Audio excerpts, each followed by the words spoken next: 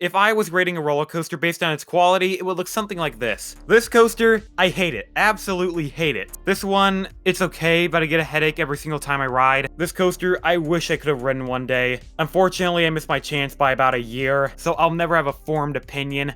Anyway, what I'm trying to say is everyone has an opinion. It's just the negative opinions everyone pays a lot more attention to. Let me put this in perspective. When a park is adding a new attraction, you don't think about everything that's going on behind the scenes. This can take potential years to design and conceptualize, not to mention the added year going into construction, building the entire thing by hand, and trying to open it by a deadline. Then comes the opening day. Guests rushing into the park, trying to be first in line, trying to wait 5, 6, 7 hours to go on the newest coaster at maybe your home park. You get off the ride, and unfortunately, you say, hey, that ride kinda sucked. Yeah, that's something you never want to say about a new roller coaster. So in this hypothetical ride I'm picturing, would a ride like this be considered a failure? If the general consensus of a ride is, it's terrible, stay clear of it at all times, then yeah, I'd probably consider a ride like this a failure. Well, to a certain extent. For this episode of GAC Top 10, we're looking at the top 10 roller coaster flops.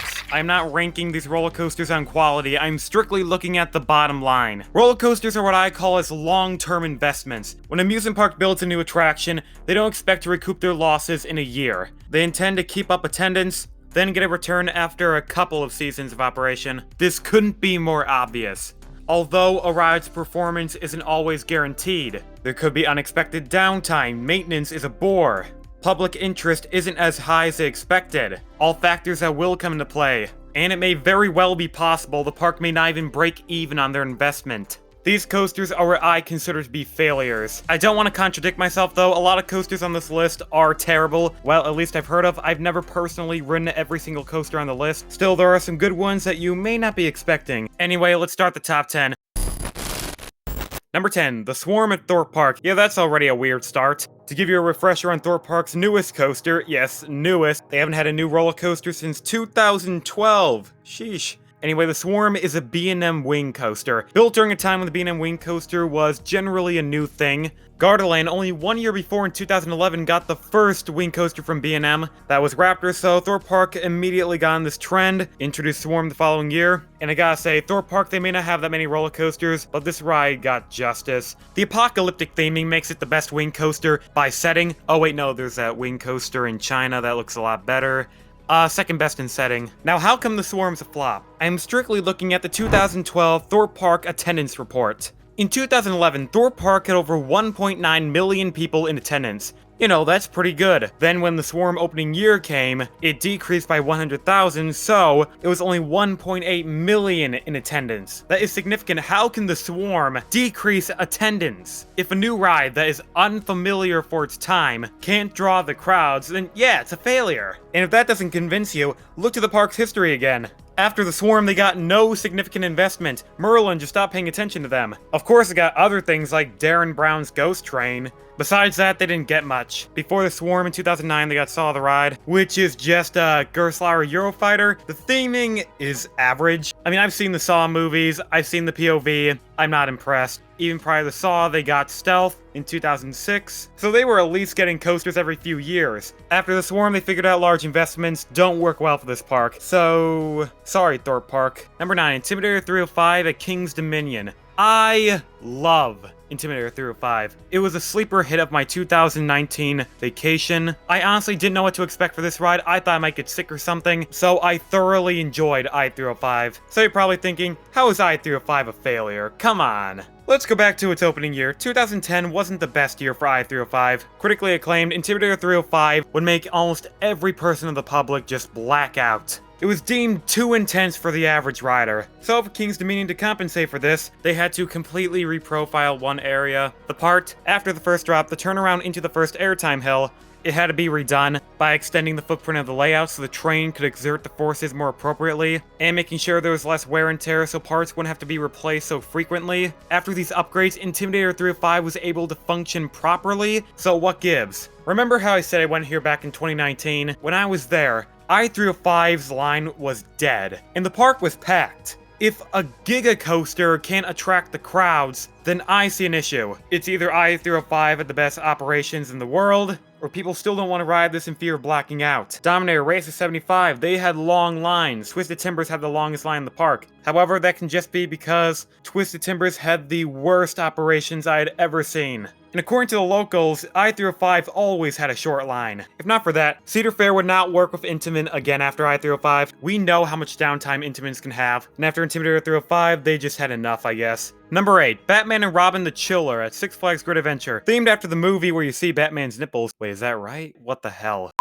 Batman and Robin the Chiller was inspiration after the Mr. Freeze clones, featuring 2 tracks, the Batman and Robin side. The Batman portion of the ride had a top hat, again referencing the Mr. Freeze clones. The Robin side featured a Cobra roll. After those 2 individual elements, they both went into a 0G roll, hit the LIM reverse launch to do the entire thing backwards. The experience seemed solid. What happened? Something that was well known about this coaster was how much downtime it had, specifically the Batman side. Another issue, the coaster could sometimes have massive power shortages due to the immense energy the coaster had to consume because of the LIM launches or linear induction motors. If power shortages happened, the trains would stall in the 0G rolls, causing multiple evacs. Later, a solution came, and that was to remove the 0G rolls and just replace them with smaller airtime hills. Not as thrilling, but it would make everything a lot more efficient, I guess. Didn't work out though. 2007, Batman and Robin the Chiller closed after 9 years of sorta operation. I was debating between this or Viper at Great Adventure. Viper was a Togo in America, so you know, automatically awful. I just felt this one had a harsher impact on the park's budget. Not to mention, I hate the color scheme, and this flop coaster was based off a flop movie that deserved a Razzie.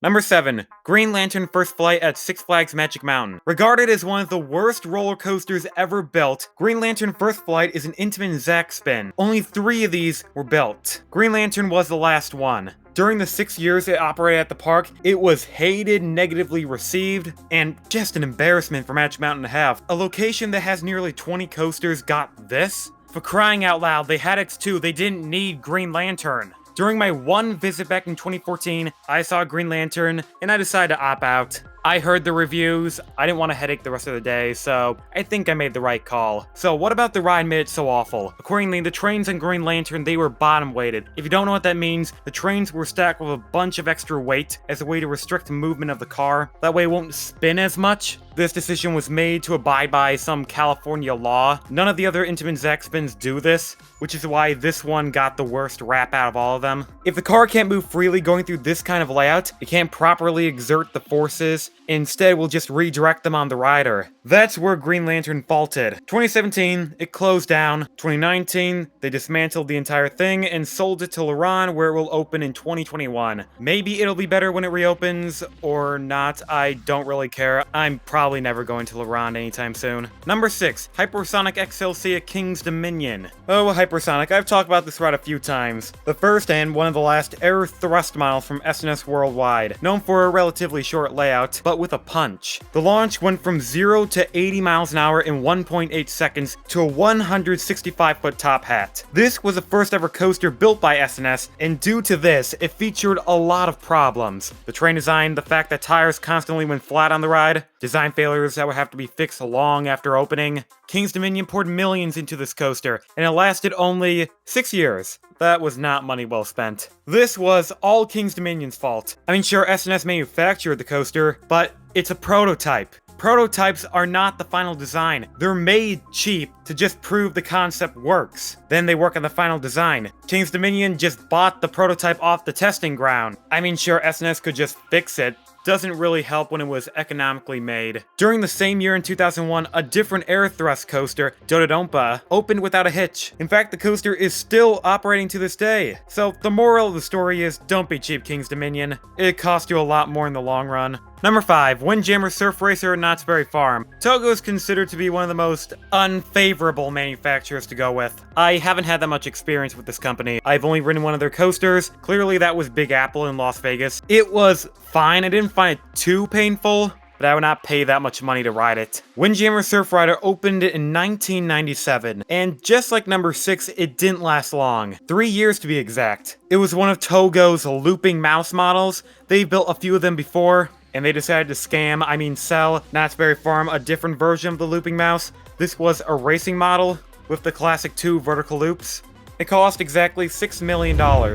to build. 2 million more would have to be used over repairs, inspection over Windjammers, trying to fix every problem that existed with it, including misaligned tracks, the fact it couldn't operate in 3-mile-an-hour wind. That's just a slight breeze, so this was down all the time. Eventually, 3 years after Windjammers closed, Knott's Berry Farm was seeking $17 million in compensation. That didn't pan out. 5 weeks into court, the jury rejected the suit, so Knott's Berry Farm didn't receive anything. Togo, on the other hand, their image was damaged. They filed for Chapter 7 bankruptcy, closed all their American offices. So Knott's Berry Farm, you win some, you lose some. Number 4, the Bat at Kings Island. Kings Island, we've known in their past they like to innovate. Sometimes they fall flat in their face, other times they will succeed. However, this is no exception, they failed on this one. You can argue that Son of Beast was a bigger failure than this, because when this was actually operating, people liked it. My reasoning for picking this one is, I don't really have one. I didn't want to talk about Son of Beast again. I decided to go with the Aero Suspended Coaster. Sure, Son of Beast lasted 9 years, but this one lasted only 2. Man, it's like the further I go down the list, the less time these coasters are operating. The Bat opened back in 1981. The problems for the ride was heavily stemmed from how it was designed. A suspended coaster has swinging cars that go in the direction of lateral forces. The Bat, however, the track never compensated for this. The track was unbanked, so it couldn't absorb the natural forces, like I've said countless times already. This caused foundation problems, supports that would constantly have to be re-welded. Each cycle would gradually tear away at the structure until it was damaged beyond repair. The park put so much money into fixing the ride, they could have bought 2 of these coasters. Oh wait, they kind of did. Even after it closed back in 83,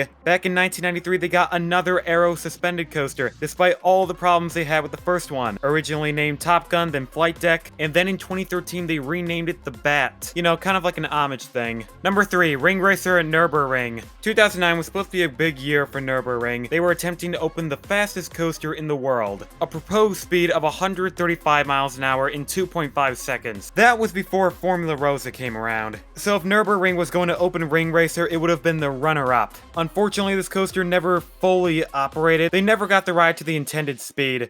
Quite the opposite. Ring Racer only hit a max speed of 99 miles an hour. When they attempted to go for 135, there was a few problems with the launch system. Notably, on one test run, the launch system flat out exploded, causing severe and permanent ear damage to several people. After that, they never tried again for top speed and just settled at 99 miles an hour. Ring Racer never opened till 2013. It opened in October and it lasted about 4 days. After that, Nürburgring completely shut down due to financial reasons. Actually, Ring Racer is still standing there to this day. Kind of sad when you think about that.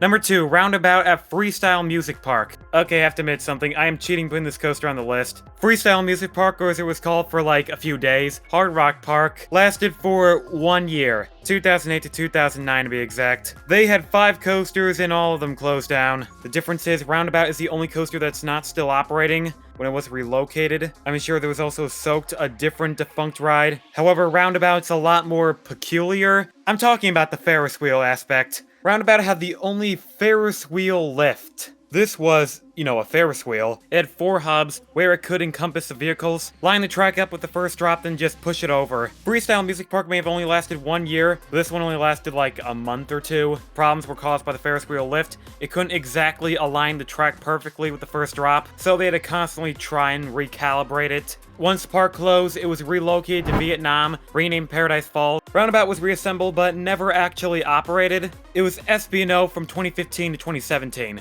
Roundabout is very weird. I have never seen a ride try and incorporate a Ferris wheel. Unless we're talking about a ride that goes through a Ferris wheel. Then I've seen it before. Number 1, Twist Coaster Robin at Yomiuriland. Or as I like to call it, the coaster that lasted 1 day. Yomiuriland, we know them just for Bandit. One of the largest Togos that were ever produced. Besides that, they don't get a coaster that often. So that's disappointing when in 2014, their S&S El Loco inspired coaster, I'm saying inspired because S&S did not build Twist Coaster Robin. It was a knockoff company called Sansei Yusoki. They built numerous coasters throughout Japan, and if you take one glimpse at Twist Coaster Robin, you can tell it's not the typical El Loco style coaster. Now let me get to the somber story of why Twist Coaster Robin only lasted 1 day. It was right after the opening ceremony. A few people had the lucky opportunity of going on, then suddenly 2 cars and Twist Coaster Robin collided. Thankfully no one was on, no one got hurt, but after that the park said the coaster was damaged beyond repair, so they never opened it again. Wait, that's it? Really? What? It was so damaged beyond repair they could not open the coaster again? What kind of mindset is that? What if we said the same thing about Steel Vengeance? Sorry folks, it crashed, we're never gonna open it. They never gave any context behind the incident. Didn't even say what was so damaged, why they couldn't open it again. They ignored it for 2 years like it didn't exist, until 2016 they finally took it down. For that ridiculous reason alone, I consider this the biggest roller coaster flop, in my opinion. Well, that's my video on the top 10 biggest roller coaster flops. If you enjoyed the video, like, comment, subscribe, all the normal YouTube algorithm stuff. Thank you for watching, and I'll see you next time.